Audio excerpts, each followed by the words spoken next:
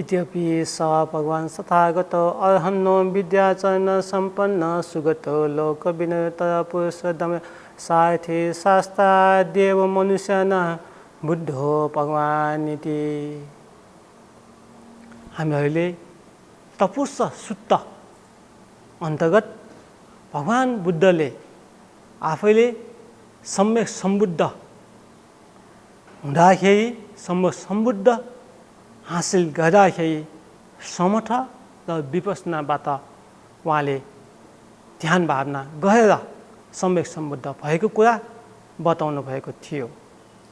यो जुन सुत्त पितक अन्तर्गत 9 निपात महायज्ञको कुरा बताइराखेका थिए।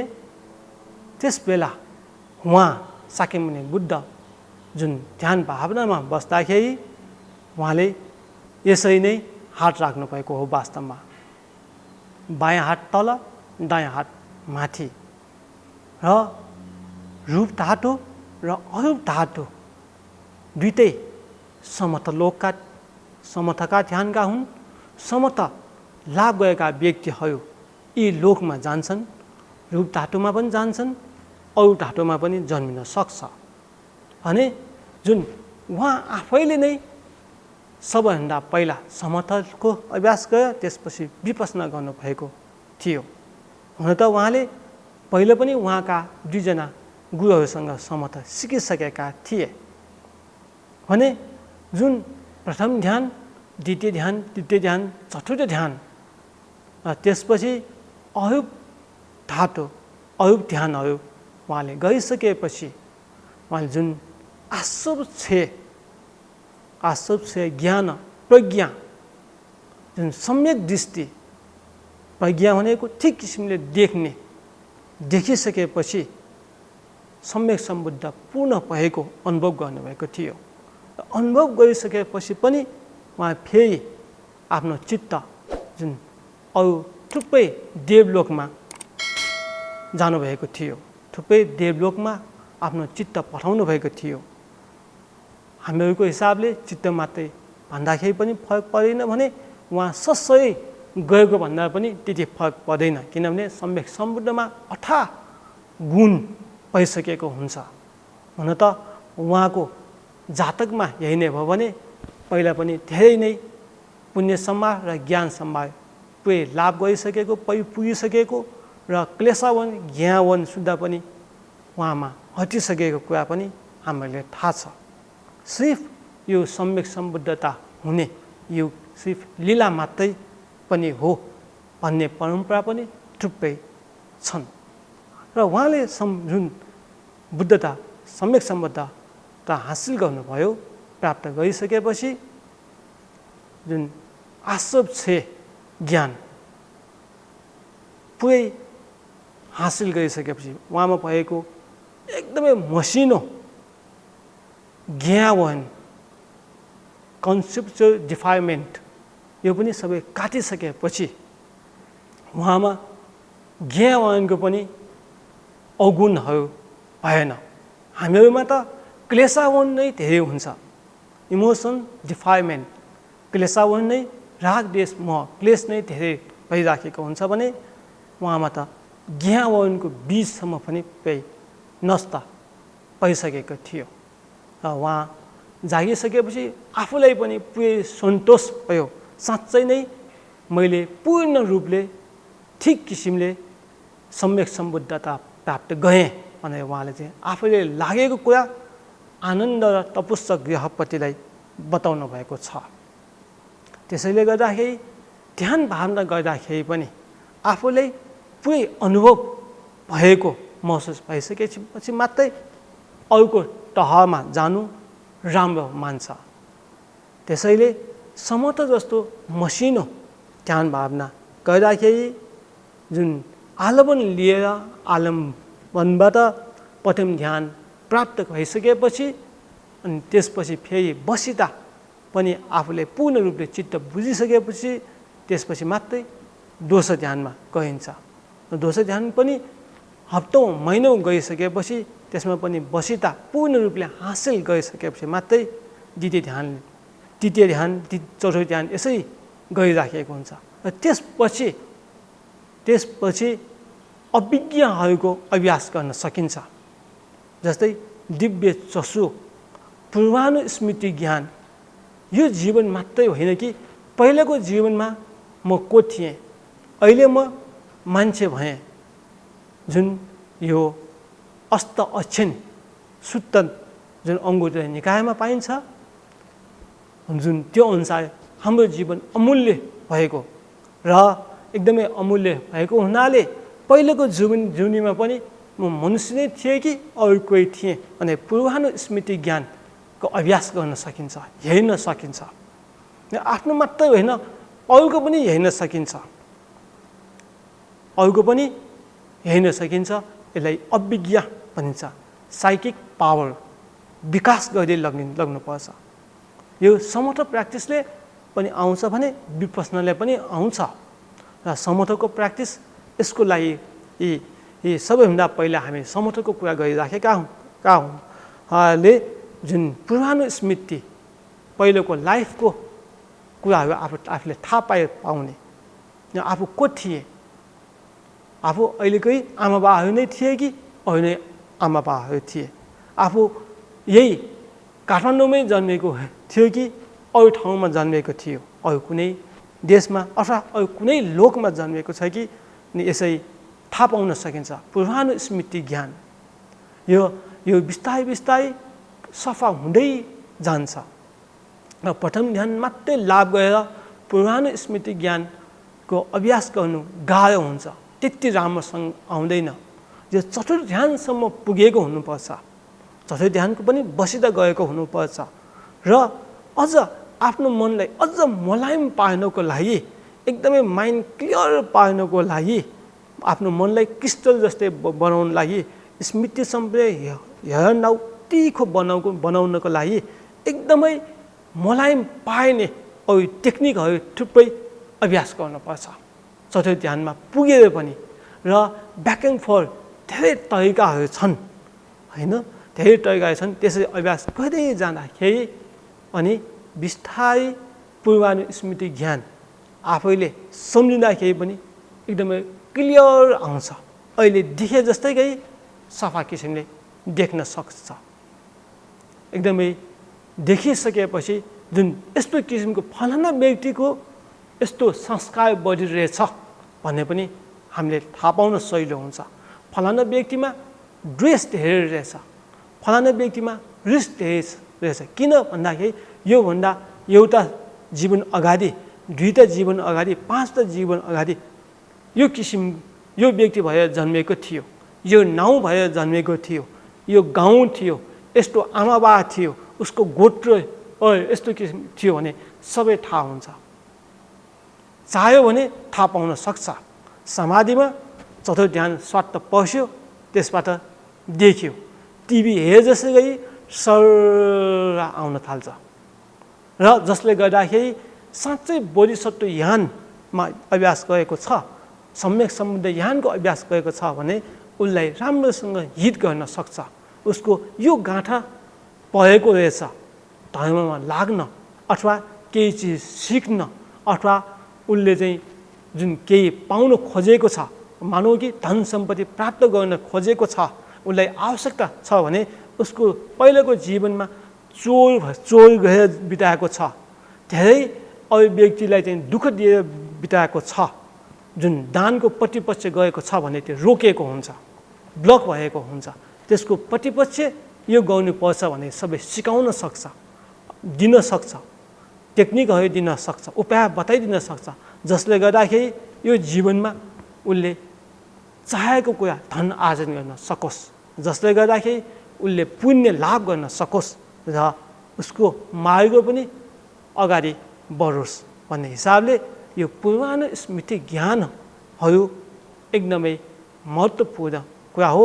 र यी अभ्यास थाहा पाउनलाई, पूर्वानुस्मृति थाहा पाउनलाई नै हामीले यस्तो जुन समथको अभ्यासहरू गर्नुपर्छ र अरूलाई मद्दत गर्नको लागि मैत्री चित्त राखेर मेता शुद्ध अन्तर्गत हामीले अरूलाई हित गर्नको लागि पनि यो जुन साइकिक पावरको ठुलो महत्त्व छ र यो पुरानो स्मृति मात्रै नभएर दिव्य चक्षु दिव्य स्रोतहरू पनि हामीलाई आवश्यकता छ। त्यस्तै गरी आश्चर्य ज्ञान यो अति नै महत्त्वपूर्ण हो र विशेष गरी जुन यो विपस्सनाले मात्रै काट्छ, समर्थले काट्दैन। समर्थ अभ्यासले इमोसनल डिफाइलमेन्ट्स क्लेशावनलाई मात्रै घटाउँछ, क्लेशलाई मात्रै काट्छ भने विपस्सनाले यो जुन इन्टेलेक्चुअल डिफाइलमेन्ट्स ज्ञानलाई नै काट्छ, जुन जरालाई नै काटेर फाल्छ।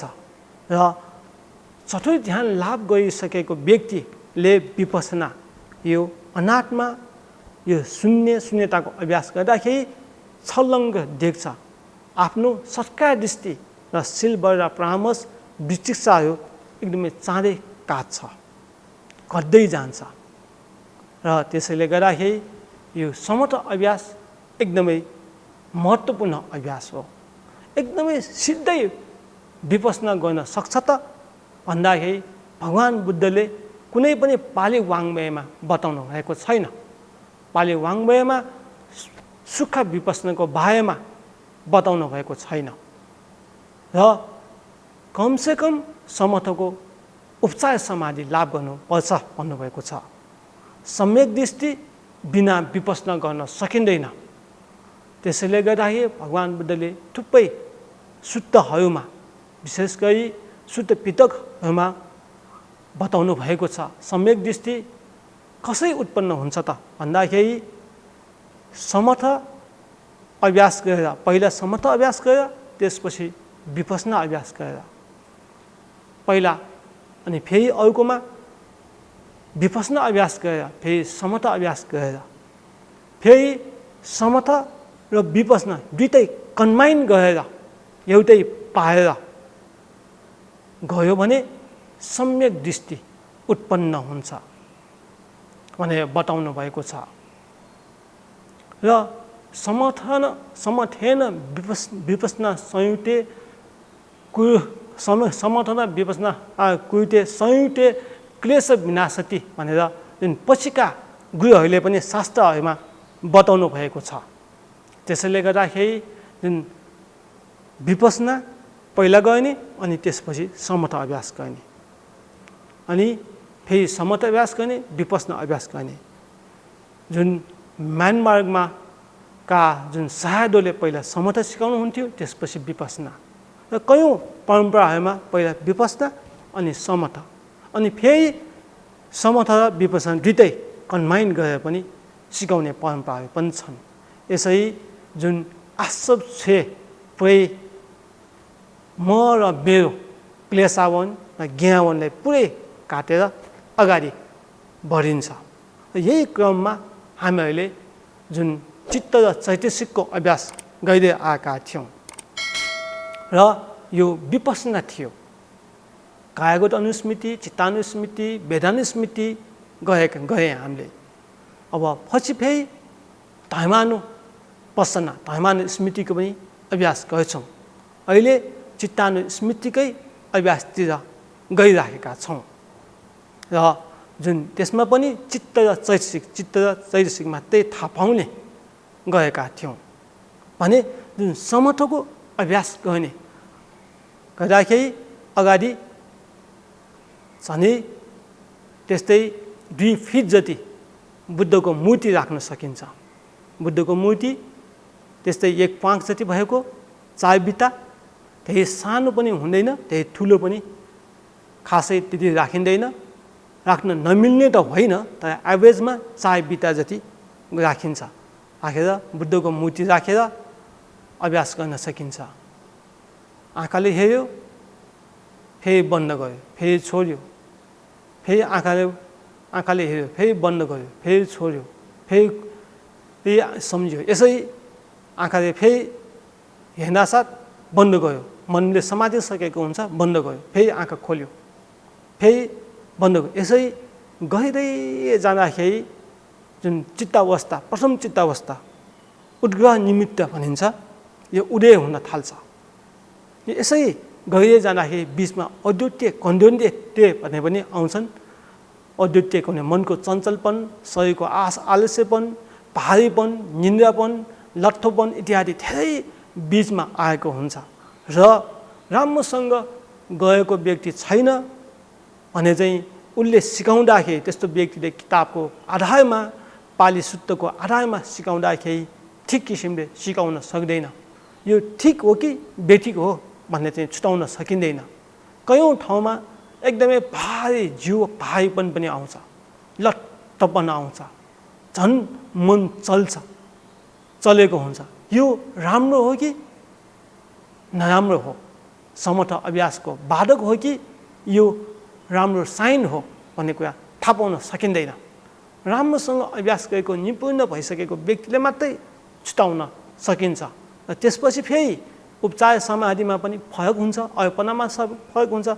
हरेक तहमै फरक किसिमको अनुभव भइराखेको हुन्छ र हरेक चिजमा हरेक तहमा राम्रोसँग उपदेश दिन सकेन भने त्यो व्यक्तिले यो जीवनमै यो आलमन लिएर अभ्यास गर्ने उसको जुन शैली नै हराउन पनि सक्छ। यो जीवनमै लाभ गर्न गाह्रो हुन पनि सक्छ। त्यसैले गर्दाखेरि यो धेरै नै सेन्सिटिभ भएको हुनाले त्यसरी सजिलै सिकाउन सकिँदैन, सिकाउन मिल्दैन। र साँच्चै भन्ने हो भने साँच्चै नै सबैले चाहिँ लाभ गर्न सक्छ, अनुभव गर्न सक्छ ठिक किसिमले गर्ने हो भने। र अलिकति मात्रै तलमाथि भयो भने पनि सम्भावना छैन, लाभ गर्न सकिँदैन। र यही सन्दर्भमा हामीले ध्यान भावना गरिरहेका थियौँ, जुन चित्त र चैतसिक ध्यान भावना पनि गरेका थियौँ। अहिले भर्खर जुन बुद्धको मूर्तिमा ध्यान भावना गर्ने, र बुद्धको मूर्तिमै गर्नुपर्छ भन्ने पनि छैन, फुलको गुच्चामा पनि गर्न सकिन्छ। त्यस्तै गरी चन्द्रमाको जुन दावा भनिन्छ तिब्बती भाषामा, चन्द्रमालाई पानीमा राखेर पनि गर्न सकिन्छ। यो फुल मुनमा गर्न सकिन्छ, अरू बेला गरिँदैन। फुल मुनमा चम्किएको हुन्छ, चन्द्रमालाई जुन तल सम्झेर गर्न सकिन्छ। त्यस्तै गरी पृथ्वी कसिनलाई पनि चार बित्तामा राखेर गर्न सकिन्छ। पानीको भाँडोमा पानी राखेर, पानीको भाँडोमा हेरेर, भाँडोभन्दा पनि पानीमा हेरेर गर्न सकिन्छ। यो धेरै गर्ने तरिका छन् र एउटामा मात्रै प्रथम ध्यान लाभ गयो भने पनि अरूको आलमन सजिलै लाभ हुँदै जान्छ। समय मात्रै दिनुपर्छ र जुन बसिँदा पनि समय दिँदै अभ्यास गर्दै जानुपर्छ र क्रमबद्ध किसिमले माथि चढ्न सक्छ। र साथसाथै पुण्य सम्भार गएको छ, दान राम्रोसँग गएको छ, शील पालन गएको छ भने त्यस्तो व्यक्तिलाई अलि सजिलो हुन्छ। भने बिहे मात्रै एफोर्ट मात्रै गर्दाखेरि गाह्रो हुनसक्छ। त्यही भएर उपाय कौशल्यबाट हामीले ध्यान भावना गर्नुपर्छ साँच्चै अगाडि जाने हो भने। र अघि भने जस्तै गरी जुन चित्तानुस्मृतिको ध्यान भावनातिर अब अलिकति अगाडि जान्छौँ। जुन चित्तानुस्मृति र चित्त र चैतसिकमा फरक छ। चित्तानुस्मृति भनेको चित्तमा होस राख्ने, होस थाहा पाइराख्ने मात्रै नभएर चित्तमा के चिज उत्पन्न भएको छ, आफ्नो चित्त कहाँ गएको छ, आँखामा गएको छ कि नाकमा गएको छ कि मुखमा गएको छ कि शरीरमा गएको छ कि थाहा पाउने। र साथै चित्तमा फेरि दान चित्त उत्पन्न भएको छ कि, दान दिन मन लागेको छ कि, कन्जुस्याइ भएको छ कि, आफ्नो मनलाई अहिले दिउँ होइन कि लिउँ नदिउँ भन्ने विचार आएको छ कि भन्ने थाहा पाइराख्नुपर्छ। यी सबै थाहा पनि पाएर यो चाहिँ उदेव्य भएको अनित्य पनि चिनिराख्नुपर्छ, थाहा पनि राख्नुपर्छ। त्यस्तै गरी मैत्री चित्त उत्पन्न भएको छ कि, अरूलाई राम्रो बनाउने, मद्दत गर्ने र हित गर्ने सोचेर आएको छ कि, आफ्नो चित्त सासमा आएको छ कि, प्रश्वासमा गएको छ कि, द्वेष चित्त आएको छ कि, प्रतिगत चित्त आएको छ कि, यो सफा किसिमले क्लियर किसिमले थाहा पाइराख्नुपर्छ। आँखा बन्द गरेर पनि गर्न सकिन्छ, आँखा खोलेर पनि गर्न सकिन्छ।